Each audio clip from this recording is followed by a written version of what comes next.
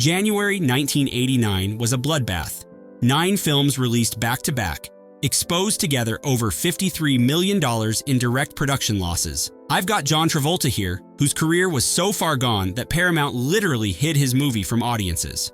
I've got an Oscar-winning screenwriter whose follow-up flopped so hard critics wondered if he'd ever work again. And there's one film that grossed $70,000 total and has never been released on DVD. Which studio embarrassed themselves the most? Let's find out. Here's a film so obscure that most people have never heard of it, and there's a reason for that. Yugoslav director Dusan Makavejev had built a reputation making controversial art house films like WR, Mysteries of the Organism, and Sweet Movie, the kind of stuff that plays at festivals and makes critics write think pieces. Somehow, the Golan Globus production machine at Canon Films thought pairing this guy with their exploitation-focused model to make Manifesto was a good idea. The budget was never disclosed, but Canon sent Makavejev to Yugoslavia in 1987 to shoot an adaptation of an Emil Zola novella. The cast included Alfred Molina, Simon Callow, Eric Stoltz, and a young Gabrielle Anwar in her feature debut. On paper, that's a respectable ensemble. In practice, nobody in America was going to watch a Serbian art house political satire with erotic elements released by a company known for Chuck Norris action flicks. The film premiered at Toronto International Film Festival in 1988. Then it sat on a shelf. When Canon finally dumped it into theaters on January 27, 1989, it opened to $9,838. Not $9 million, not $98,000. $9,838. Total gross came in at $70,060, making it one of the lowest grossing theatrical releases in American history. Here's the thing though, Canon Films was collapsing. They had no money to market anything by this point. The company was hemorrhaging cash, and Manifesto was just another casualty of a studio in freefall. Critics who actually saw it couldn't figure out what it wanted to be. The Washington Post called it a film that wavers uncertainly between playful political satire and cheap farce. Nobody was showing up to find out which one it actually was. The film literally vanished, never released on DVD. The only home video version that exists is a 1997 VHS release that's now a collector's item. Simon Callow wrote an entire book about the difficult production. Makavejev published rebuttals. And audiences, they never knew any of this happened. Speaking of films that deserved better, Eric Red had serious credibility walking into this one. He wrote The Hitcher in 1986 and Near Dark in 1987. Stephen King named both of those as 2 of his top 5 desert island films. When you've got the master of horror vouching for your work, you'd think Hollywood would roll out the red carpet for your directorial debut. They didn't. Red made Cohen and Tate with Roy Scheider, the guy from Jaws, playing an aging hitman opposite Adam Baldwin as his volatile partner. The setup was a darker spin on O. Henry's Ransom of Red Chief, with a kidnapped kid playing 2 criminals against each other during a long car ride.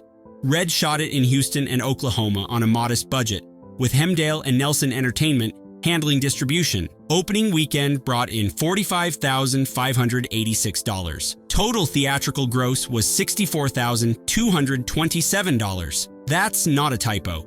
The film barely existed in theaters. The problem wasn't quality. Critics who caught it praised Scheider's performance and Red's tense direction. The problem was distribution muscle. Hemdale wasn't a major studio. They couldn't get screens. They couldn't buy advertising. And the film's nihilistic tone and child endangerment themes made it nearly impossible to market to mainstream audiences. You can't exactly sell "Watch a kid get terrorized by 2 hitmen for 90 minutes" on a poster. Red spent years trying to get the film proper home video treatment. He called it one of his closest and most desired projects. Eventually, Shout Factory released a Blu-ray in 2013, and Arrow Video followed with their own restoration in 2016. The film found its audience decades later. It just never had a chance in January 1989. Now here's one that actually made sense from a business perspective, even if it made 0 sense creatively. The Terror Within. Roger Corman, the legendary B-movie producer, pumped out The Terror Within as a shameless alien knockoff. He wasn't hiding it. The plot involved a creature terrorizing people in an underground bunker. The cast included Oscar winner George Kennedy, who apparently needed a paycheck. The budget was under $5 million, and Corman designed the whole thing primarily for home video. Theatrical release was just promotional support for VHS sales. That was the model. Get the film into a few theaters, generate some buzz, then make your real money when people rented it at Blockbuster. By those standards, $858,591 at the box office wasn't a disaster. It was marketing. Critics dismissed it as derivative garbage. The Los Angeles Times sarcastically noted that the film comes out emphatically in support of a woman's right to terminate a pregnancy, if not in all instances, at least in cases involving a gooey, 9-foot-tall mutant. Rotten Tomatoes has it at 21%. But Joe Bob Briggs, the cult film critic, called it a pretty decent new flick and recommended it for required viewing. Here's where it gets interesting, though. The film spawned a sequel in 1991 called The Terror Within 2, where star Andrew Stevens came back to write, direct, and act. And that sequel's cinematographer, a guy named Janusz Kaminski. 2 years later, Kaminski shot Schindler's List for Steven Spielberg and won an Oscar. Then he won another one for Saving Private Ryan. Everyone starts somewhere. Sometimes that somewhere is a Roger Corman creature feature. Bob Balaban was known as a character actor.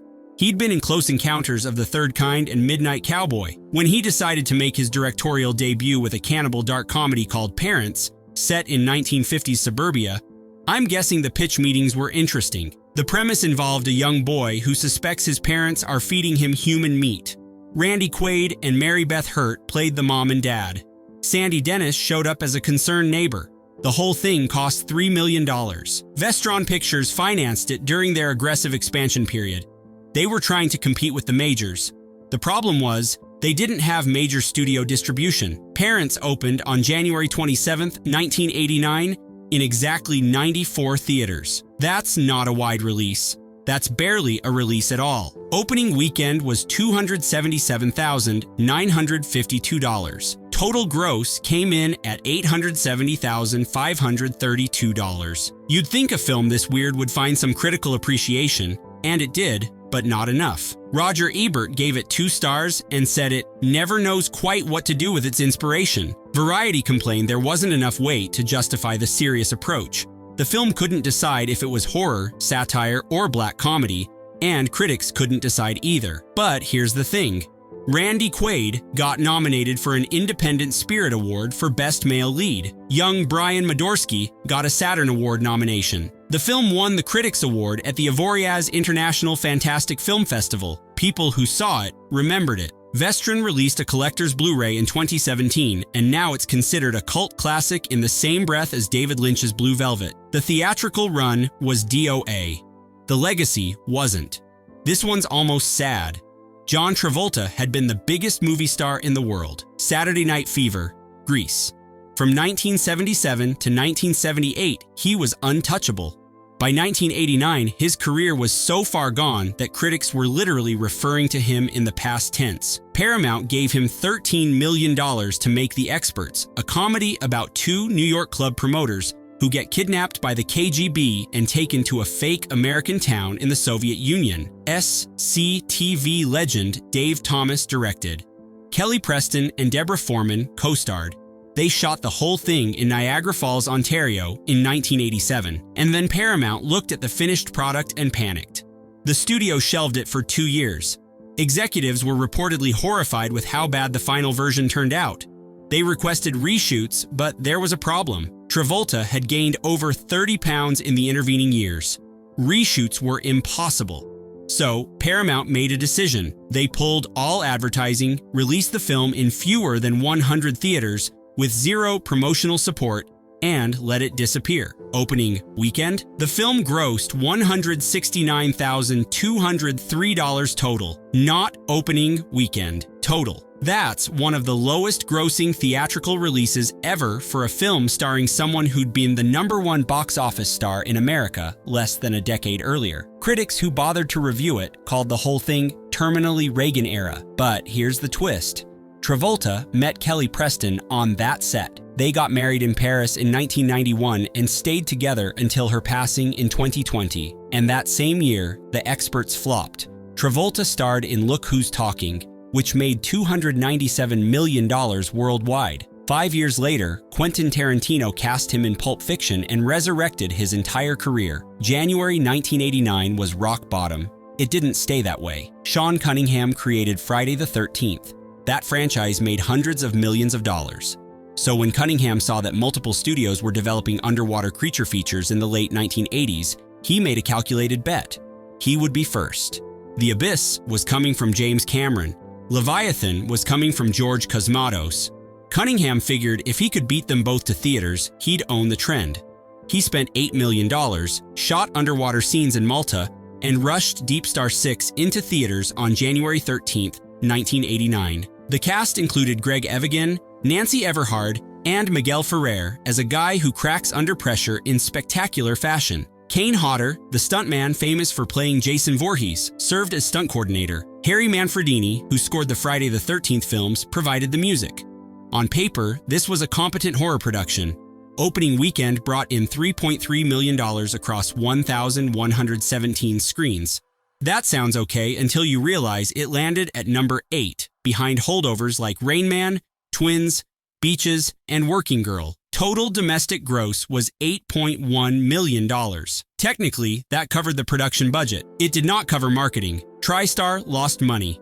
Critics were brutal. Janet Maslin at the New York Times wrote that even the fish lack personality. Time Out complained that Cunningham apes Ridley Scott and James Cameron competently enough, but has not got the vision thing. The strategy of being first completely backfired. 1989 saw 6 underwater films hit theaters: DeepStar 6, Leviathan, Lords of the Deep, The Evil Below, The Rift, and The Abyss. Only one of them succeeded. It wasn't the one that came first. Burt Reynolds had been the #1 box office star in America from 1978 to 1982. 5 consecutive years at the top. By 1989, he couldn't open a lemonade stand. Physical evidence was supposed to change that. Michael Crichton, the guy who wrote Jurassic Park and created Westworld, directed. The budget was $17 million. Teresa Russell co-starred. The whole thing was originally developed as a sequel to Jagged Edge, with Glenn Close expected to return. That sequel never happened. When David Putnam took over Columbia, he killed it. Producer Martin Ransohoff converted the script into an original story, shot it in Boston and Toronto, and tried to make something work with Reynolds as a burned-out cop accused of a crime he didn't commit. The film opened on January 27, 1989, in 691 theaters. Total domestic gross was $3.56 million against a $17 million budget. That's a loss of over $13 million before you even factor in marketing. Roger Ebert said there was no chemistry at all between Reynolds and Russell, and that they don't budge the needle on the romantic voltmeter. The Chicago Tribune called it a feeble thriller and the worst case of filmmaking by numbers. Janet Maslin at the New York Times said the film wanders dispiritedly from one suspect to another. Nobody had anything nice to say. Michael Crichton never directed another theatrical feature. This was it.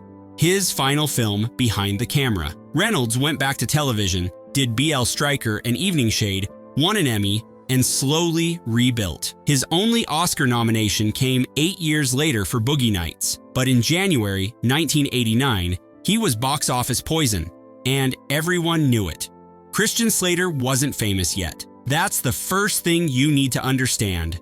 Heathers would come out later in 1989 and turn him into a star. In January, he was just some kid 20th Century Fox was betting $10 million on for a skateboarding thriller called Gleaming the Cube. The title came from a cryptic question in a 1983 Thrasher magazine interview. Slater's character defines it as pushing your limits to the edge. The plot involved a skateboarder investigating his adopted brother's suspicious passing. The film's biggest selling point, at least in retrospect, was the skateboarding talent. Tony Hawk played a character named Buddy. Tommy Guerrero and Rodney Mullen appeared. Stacy Peralta, the legendary Z-Boy, served as technical advisor and scouted locations from a helicopter. Opening weekend brought in $740,780 across 469 theaters. Total gross was $2.77 million. Fox lost at least $7 million on this thing. The Washington Post called it a slight skateboard thriller that looks more like one of those after-school specials on television than a bona fide feature film. Critics felt the skateboarding was shoehorned into a generic mystery plot. The tonal mismatch between teen culture and dark crime elements confused everyone, and Slater, without the star power he'd gain later that year, couldn't carry a wide release. Here's the legacy, though. Tony Hawk gets asked constantly whether Slater actually did his own skating. They've remained friends. Pro skateboarder Stevie Williams credited Slater's character as his first influence. The film has been referenced in The Simpsons, Robot Chicken, South Park, and the Lego Batman movie. It found its audience through cable replays and home video. The theatrical release was a disaster. Everything after wasn't. This one had everything going for it. John Patrick Shanley had just won the Oscar for writing Moonstruck. Kevin Kline had just won Best Supporting Actor for A Fish Called Wanda. The cast included Susan Sarandon, Harvey Keitel, Danny Aiello, Rod Steiger, and Alan Rickman, fresh off playing Hans Gruber in Die Hard. Norman Jewison produced. MGM gave them somewhere between $15 and $20 million to make The January Man. The result opened on January 13, 1989, in 876 theaters. Opening weekend was $1.7 million. Total domestic gross was $4.6 million. Home video added another $7 million according to Variety, but that didn't save anyone. This was a high-profile embarrassment. Roger Ebert gave it 1 star and said the film fails to find its tone and is all over the map. He theorized that Shanley had the script squirreled away in the back of a drawer and dusted it off after winning his Oscar. The Washington Post called it a damp sock of a movie that makes you wish for a leap year. The New York Times said it manages to fail in just about every department. The problem was tonal chaos. The film wanted to be a thriller, a comedy, and a romance simultaneously. The ensemble delivered wildly mismatched performances. Some actors went broad, others went subtle. Nothing fit together. You'd think assembling that much talent would guarantee at least a watchable product. It didn't. Director Pat O'Connor met Mary Elizabeth Mastrantonio on set. They got married in 1990. Shanley went on to win the Pulitzer Prize and Tony Award for Doubt. Rickman and Mastrantonio reunited in Robin Hood, Prince of Thieves. Career survived. The movie didn't. January 1989 dumped 9 films into theaters and watched them all sink. Over $53 million in direct production losses. Careers at their lowest points. Studios cutting their losses and hoping nobody noticed. This is what happens when Hollywood treats an entire month as a graveyard. The funny thing is, half these films found second lives. Cohen and Tate got cult Blu-ray releases. Parents became a horror comedy classic. Gleaming the Cube turned into a nostalgia touchstone for an entire generation of skateboarders. The theatrical runs were disasters, but home video and cable changed everything. January 1989 wasn't the end for these films. It was just the worst possible beginning.